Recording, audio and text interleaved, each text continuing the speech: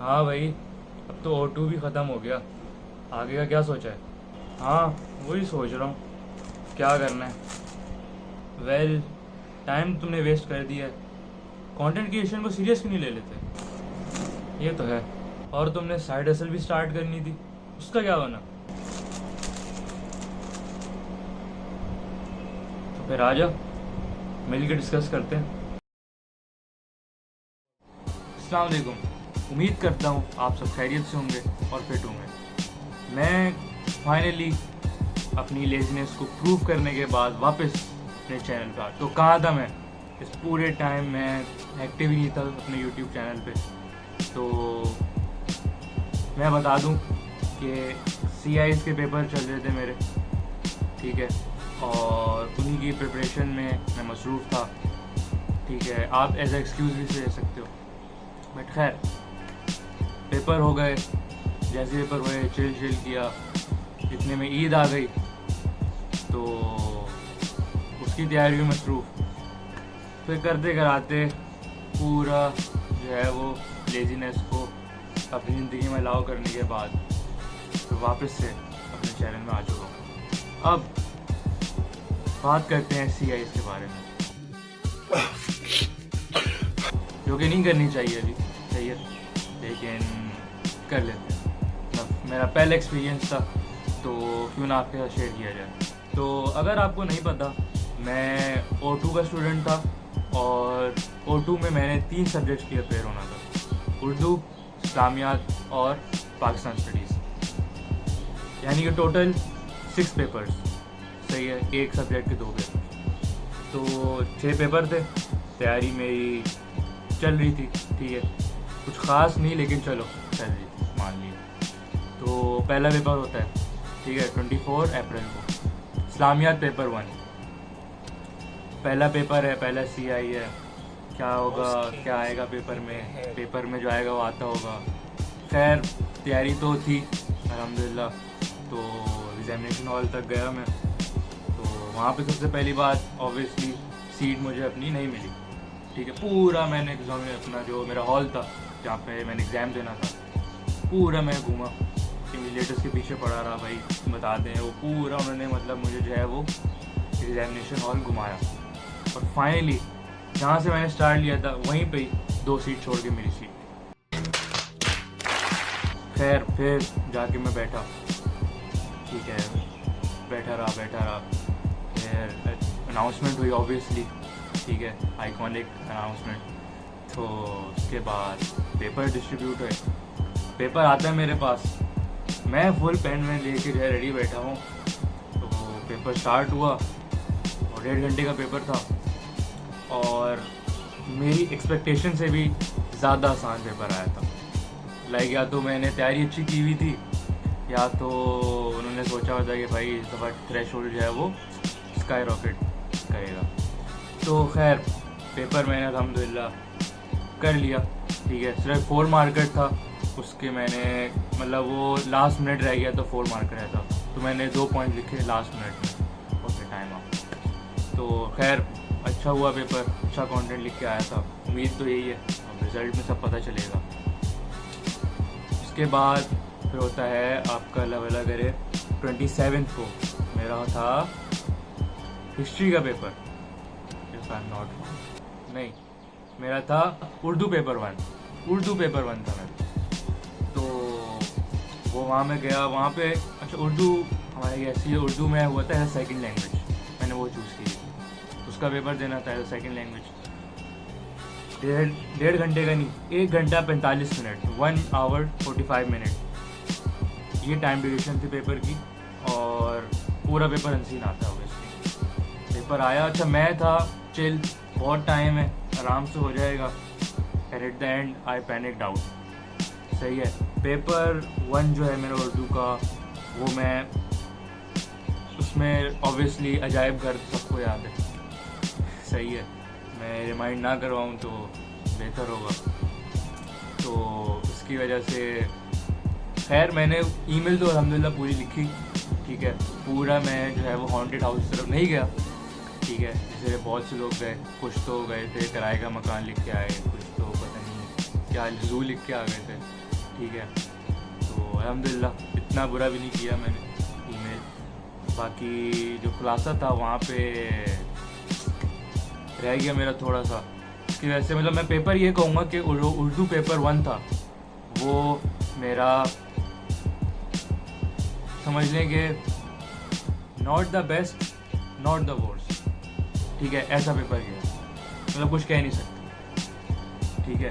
तो उसके फ़ौरन अगले दिन हिस्ट्री का पेपर, यानी कि पाकिस्तान स्टडीज़ का पेपर 1, तो अब उसमें बहुत सिलेबस है हिस्ट्री का, बहुत सिलेबस है। ऑब्वियसली इस्लामिया तो उससे भी ज़्यादा है तकरीबन, लेकिन हिस्ट्री का भी बहुत सिलेबस है, बहुत कुछ रटना होता है, बहुत कुछ याद करना होता है। तो प्रैक्टिस थी मेरी, समझे हुए थे लेसन्स, मैंने जो भी नोट डाउन किए हुए थे नोट्स वगैरह सब रिवाइज़ किए, लेकिन आखिर में कुछ ना कुछ रह जाता है, आई एम बीइंग ऑनेस्ट, कुछ ना कुछ रह जाता है।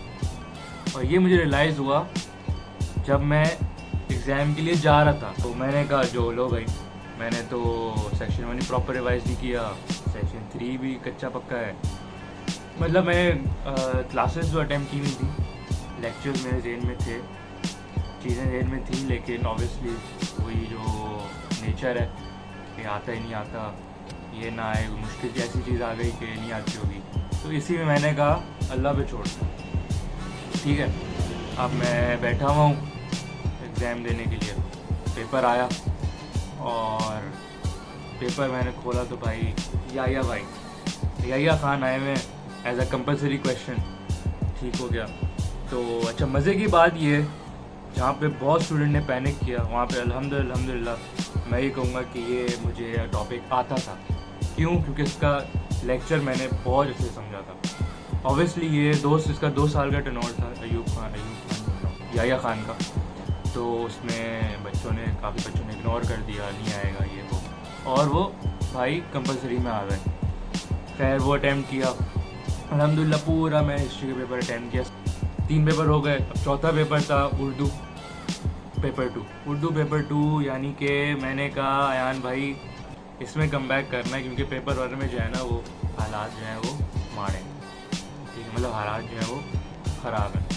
तो उसको ग्रेड को रिकवर करने के लिए भाई प्रॉपर, ठीक है, सेफ जोन में लाने के लिए जो है वो अपना पेपर 2 जो है उसको जो है प्रॉपर जो है वो उसकी प्रैक्टिस के साथ जाना होगा, टाइम मैनेजमेंट के साथ जाना होगा, कि इसमें एक सवाल कम होता है। पेपर 1 में उर्दू के 5 क्वेश्चन होते हैं, लेकिन जो पेपर 2 है उसमें 4 क्वेश्चन होते हैं, लेकिन 15 मिनट कम है, तो 1.5 घंटा। तो मैंने भी प्रैक्टिस शुरू की प्रॉपर, हालांकि मैंने पूरा साल ऑनेस्टली बताऊं उर्दू मैंने नहीं पढ़ी, और मोस्ट ऑफ यू आप लोगों के साथ भी यही सीन होगा if you are an O levels candidate. और यकीन नहीं करेंगे, जितना गंदा मेरा पेपर 1 हुआ उतना ही अच्छा मेरा अल्हम्दुलिल्लाह पेपर 2 हुआ। यानी कि मेरा 20 मिनट पहले हो गया, मैं बैठा हूँ, क्या करना है यार, जाने भी नहीं देते पेपर ख़त्म हो जाए तो, जब पेपर ले भी लेते हैं तब भी नहीं जाने देते कि नाउ यू कैन गो, नहीं भाई, उनका मसले वो सब पूरा चेक वेक करके काउंटिंग करके फिर जाने देते। तो 20 मिनट थे मेरे पास, मैंने उस 20 मिनट में जो है वो मैंने कहा चलो गलती से रीचेकिंग कर ही देते हैं। पहली दफ़ा पेपर में मैंने रीचेकिंग की और अल्हम्दुलिल्लाह मेरी जो है वो गलतियाँ भी निकली, ठीक है, लाइक सेंटेंस मिस्टेक, पता नहीं सेंटेंस में क्या ही चल रहा है, पास फ्यूचर सब जो है वो एक ही सेंटेंस में। तो मैंने वो सब करेक्ट किए और अल्हम्दुलिल्लाह दोबारा पेपर चेक किया पूरा, तो बेहतरीन किया था, आसान आया था, लेकिन हो गया पेपर। फिर 5वां पेपर वो था मेरा अपना पाकिस्तान स्टडीज़ का पेपर 2 जोग्राफ़ी का ये सीन होता है 12 चैप्टर्स हैं और कुछ भी आ सकता है। अच्छा, इसमें कंपलसरी क्वेश्चन नहीं होता, जाहिर सी बात है, जिन्होंने पेपर दिया तो 5 क्वेश्चन थे, तो मैंने 1, 2 और 5 1, 2 और 5 ये क्वेश्चन मैंने जो है वो अटैम्प्ट किए और मैं बस करके आया हूँ, पूरा पेपर करके आया हूँ। अब कैसा होगा क्या होगा एग्जामिनर्स के मूड पे डिपेंड है भाई, लेकिन आंसर अगर वैलिड होंगे तो ऑब्वियसली मार्क्स मिलेंगे। तो उसके बाद लास्ट पेपर, यानी कि इस दफ़ा इतनी कोई शिट डेट्स रखी थी इन्होंने कि 4 मई, यानी कि दोपहर 2 बजे पेपर था ज्योग्राफी का। ख़त्म हुआ, करते कराते घर आ गए और मैं फिर सोया, ऑब्वियसली रेस्ट करना है यार। तो 8 बजे तक मैं आँख खुली। पूरी स्टोरी बताता हूँ मैं क्या हुआ आखिरी पेपर में, बहुत इंटरेस्टिंग स्टोरी है। अब 8 बजे आँख खुली, अब मैं कह रहा हूँ क्या चलो पेपर 2 की तैयारी स्टार्ट करते हैं। पेपर 2 की तैयारी स्टार्ट तो करनी है, लेकिन पेपर 2 में मुझे 30% आते ही नहीं। It's not the fault of the teacher ने सब पढ़ाया, मैंने रिवाइज नहीं की, इस वजह से मैं भूल चुका हूँ। कच्चा पक्का है, पढ़ा हुआ सब है, कच्चा पक्का है। तो कच्चे पक्के से तो काम ही चलेगा, क्योंकि 1.5 घंटे का पेपर है भाई। फ़ौरन कंटेंट आना चाहिए आपके दिमाग में और आपने जो है वो एग्जीक्यूट करना आंसर में। अब मैं किताब खोल के बैठ गया, रिवाइज किया नोट्स वगैरह। 12 बजे तक मुझे जो है ना नींद आने लग गई दोबारा, ठीक है, क्योंकि नींद पूरी नहीं थी। मैंने कहा चलो काम करते हैं, 2 बजे तक जो है वो हैंडसम स्लीप लेते हैं और 2 बजे उठूँगा और पूरा जो है वो फजर तक करूँगा, क्योंकि सुबह 9 बजे पेपर था, इसलिए सुबह अगले दिन 9 बजे पेपर था, तो AM में था। तो अब मैं लेटा हूँ 12 बजे, नींद ही नहीं आई।